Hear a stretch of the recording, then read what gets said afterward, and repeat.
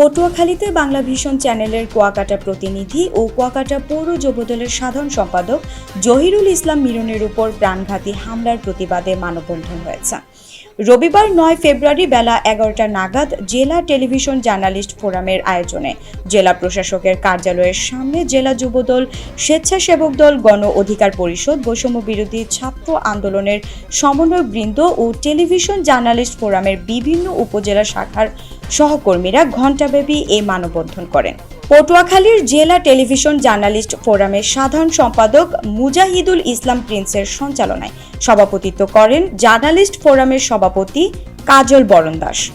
এ সময় বক্তব্য রাখেন যুবদলের সভাপতি মনিরুল ইসলাম লিটন, জেলা স্বেচ্ছাসেবক দলের সভাপতি মশিউর রহমান মিলন, জেলা গণ অধিকার পরিষদের সদস্য সচিব মোহাম্মদ শাহ আলম, বৈষম্য বিরোধী ছাত্র আন্দোলনের সমন্বয়ক রিফাতুল কবির প্রমুখ। বক্তারা আগামী ৩ দিনের মধ্যে হামলাকারীদের শনাক্ত ও গ্রেফতার করে আইনের আওতায় আনার দাবি জানান। অন্যথায় সকল সংবাদ বর্জন ও কঠোর কর্মসূচির হুঁশিয়ারি দেন তারা।